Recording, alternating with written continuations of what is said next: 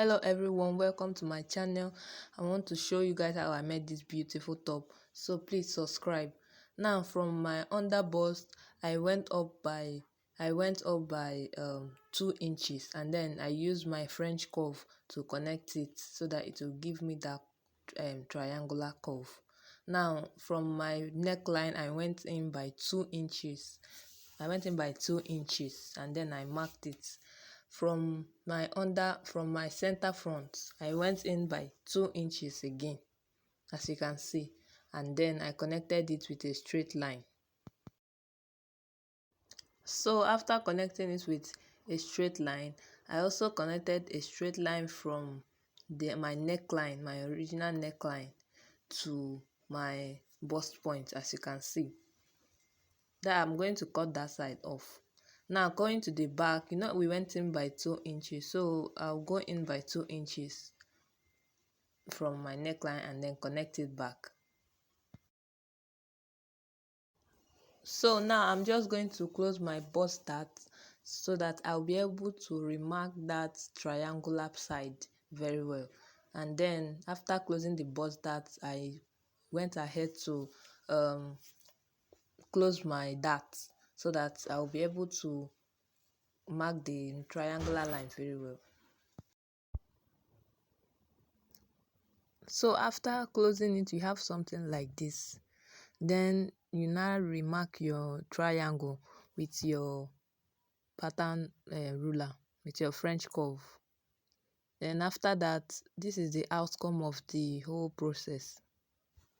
So I will now proceed to cut it out, and both the half length. This is the new half length now, both the half length too. So after cutting out this half length, we will proceed to cut out the sleeve, the strip. This is the strip. You will place it on fold while cutting it. I'll show you guys later, but you have to cut out that strip, that part. Then after cutting it out, you cut out the whole the other pattern.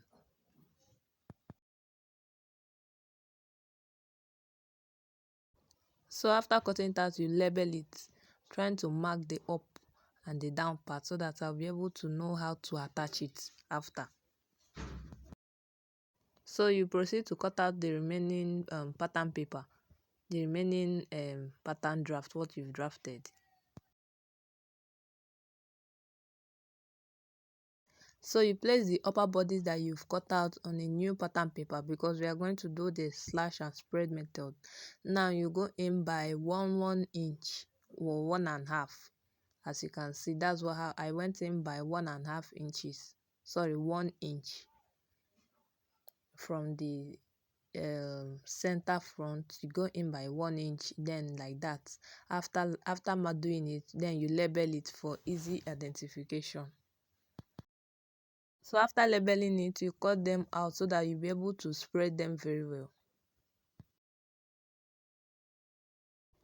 As you can see, I'm using my sellotape to hold it. After cutting it out, I'll spread it by 1 inch or 1.5 inch, depending on how big you want the gathering to be. The gathers that you are going to gather, you are depending on how big you want it to be. So I don't want my own to be too much. That's why I'm just spreading it by 1 inch, as you can see.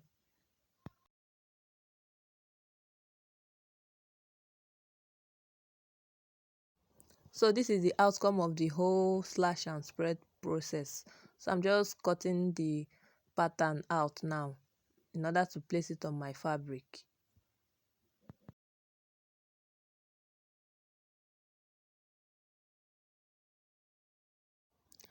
So as you can see, this is the outcome of the whole process.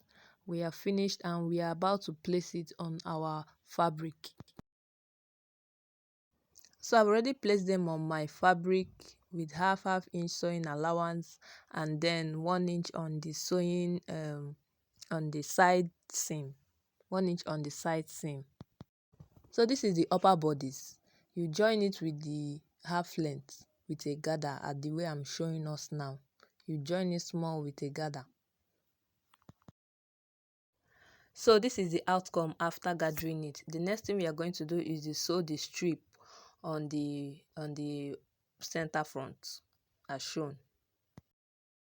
So this is the outcome. The next thing we are going to do is to sew the half length with a gather as shown.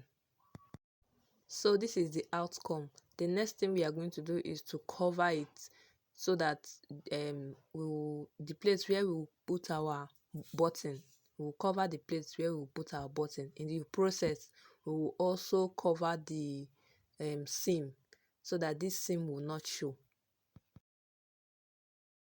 So this is the outcome after covering the whole thing. This is the outcome. Now the next thing we are going to do is to join the back. We are going to join the back. You can choose not to divide the back, but I did. Now after joining the back, this is the outcome. We'll attach the half length of the back. So after attaching the half length of the back, we'll also cover it with the other strip. Now this is the covering of the other strip so that the seam will not show. Then after that, this is the outcome of the whole process. You place the front and the back so that you'll be able to gather the shoulder like this as shown. Now after gathering the shoulder, you connect your strips the way I'm connecting it right now. You use pin to connect the strip to the back so that the outcome will be lovely. Now be careful while doing this. Do not stretch it so that it will not stretch. We connect the strip from the center front to the shoulder round.